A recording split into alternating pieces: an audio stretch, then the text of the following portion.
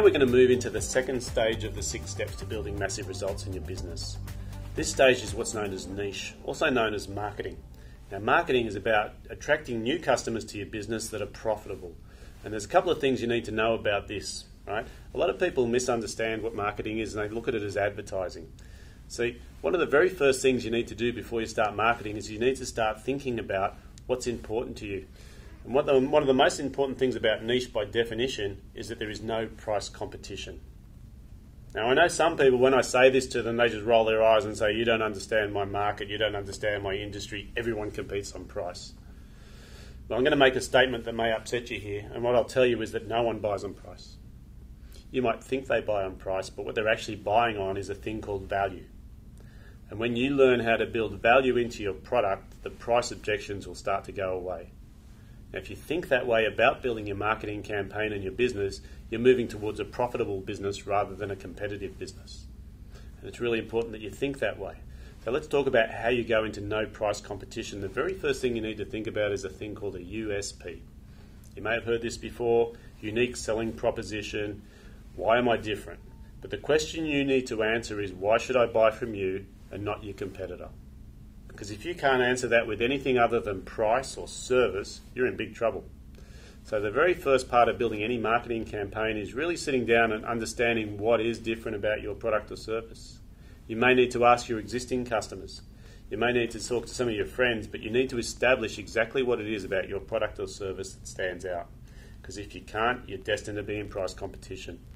Another way you can do this is through a thing called a guarantee. Guarantees are fantastic. Because in our country, most products are guaranteed anyway by law. But what most people don't realise is you can use a guarantee as a way of increasing your price. Because you can offer lifetime guarantees on your product or service, and you get to write the guarantee. But if you don't know how to write it, you can get into all sorts of trouble. If you write it properly, you can actually get a lot of value within your business. We did some work with a wedding photographer, and what we did is we asked him, what's the biggest fear that his customer would have? And the first thing we recognise is that his customer, even though she's not paying for it with her money, is the bride. And her biggest fear is that the wedding photos don't turn out. And so we said, great, so how can we overcome that fear with a guarantee? And what we put in place was a guarantee that said that if you're not happy with the quality of the photos, we will pay to reshoot your wedding. And that would include bringing any overseas guests back into the country. That would include rehiring the venue, rehiring the limo, rehiring all of the formal wear so that we can recreate the scene and reshoot it. Now, for most people, that sort of guarantee is just way over the top. But we did a calculation. Now, he was charging twice as much as his competitor. They were charging around $5,000. He was charging $10,000. Now, if the photos didn't turn out, you've got to think about this. If they don't turn out, he's not getting paid anyway.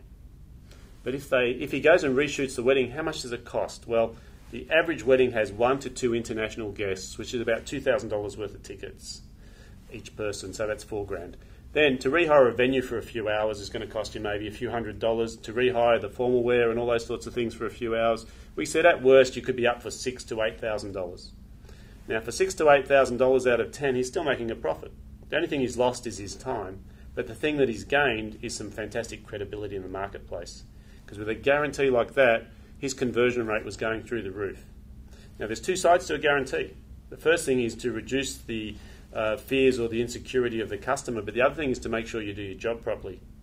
Do you think when he's getting paid twice as much and he has that guarantee that he'd take twice as many photos? Absolutely. He would take 5 cameras to a shoot. He would shoot 100 rolls of film just to make sure that he got every angle and every photo so that the bride would be happy. So this guarantee actually generated quite a unique selling proposition for this business, which meant that the price competition went away. So I want you to think about how you can put a guarantee into your business, because it's a definite way of improving the value of your product. Okay, so here's the big challenge. See, marketing, if you look at it from an accounting point of view, what does an accountant tell you about marketing? Well, he'll tell you that marketing is an expense. And here's the problem with expenses. See, when business is getting a bit tight and business isn't going so well, you go to your accountant and you say, what do I do? First thing he does is he looks at your profit and loss and he says, where can we cut our expenses? Now, if marketing is an expense and you cut it, which he'll tell you it is an expense, because it is, there's an ongoing problem from that. And what it is the less marketing you do, the less leads come in. So 3 months later, after you've cut your marketing budget, you go back to the accountant and say, look, business is getting worse.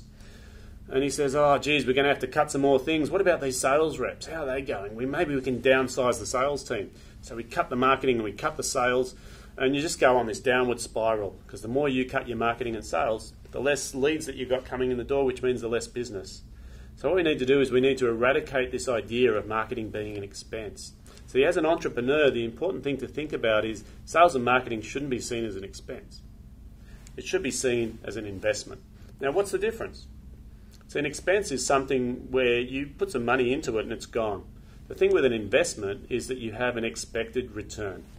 Now, if we can get a return on our marketing and on our sales and we expect that return, all of a sudden it becomes an investment. Now, the good thing with investments is if you're measuring a good return, you throw more money in. So how do we do this? Well, there's two things you need to do to turn marketing from expense to investment. The very first thing is you need to start testing. So you need to start testing different marketing campaigns, you need to start testing different sales strategies, and you need to start really looking at those results, and you need to measure those results. Because here's the thing, the numbers don't lie. So when we test and measure our marketing, we can actually see how many leads we're getting for the amount of money we're investing. We can see how many sales we're making using different marketing strategies or different sales techniques. And this testing and measuring tells us the truth about our investment, whether it's actually a positive cash flow investment or a negative cash flow investment. Now, the reason we need to test and measure is so we can get two very important numbers in marketing. And the first one of those is a thing called acquisition cost. Now, what's acquisition cost? Well, it's the cost of acquiring a new customer. Now, I want you to get this into your head. See, acquiring new customers is an investment. If you pay for marketing, if you pay for sales, you're actually paying to get new customers. And you need to know how much that is. And so your acquisition cost is how much does it cost me to buy a new customer? Now, some people say, oh, we don't spend any money on marketing. We just network. We get referrals. Now, there's still a cost associated with getting that lead in the door. You still have to spend some time. You still have to do a really good job. Sometimes you have to provide, gifts to clients to make them feel great. To get that sort of business is great, but it still has a cost. If you know the number, it becomes very, very important. Because if I know that I put an ad in the paper and it cost me $300 and I get 10 inquiries, that means each inquiry cost me $30. I just did this activity with someone the other day and we calculated every time the phone rings, it's a $13 marketing investment. And we educated the people answering the phone that every time the phone rings, it's $13. Because if they don't convert every sale, then the cost per sale increases. So let's imagine that we've got 10 leads coming in from our ad at $30 a lead, and we only convert 1 out of 2. So now we know our acquisition cost from a marketing perspective is $60 per customer. Now, once we know what that number is, it becomes really exciting because I can measure different marketing strategies against each other by looking at the acquisition cost using each strategy. And then all we have to do is think about how can we reduce that number, because getting our acquisition cost down will improve our profitability. The second number you need to know in marketing is a thing called lifetime value. Now, what is lifetime value? Really simple. It's the amount of money that your customer will spend in a lifetime with you. Now, this is about how often they spend, how much they spend, how frequently they spend, all of those sorts of things. Because if we can work out how much a customer is worth to us, sometimes our acquisition cost can be more than the profit in the first sale. So if we know what our lifetime value is, we're prepared to invest more up front to make sure we can keep a customer for a longer period of time. And once we know what our lifetime value is, we need to think about how we increase that. So decrease acquisition cost, increase lifetime value, and we're on the way to a very successful business.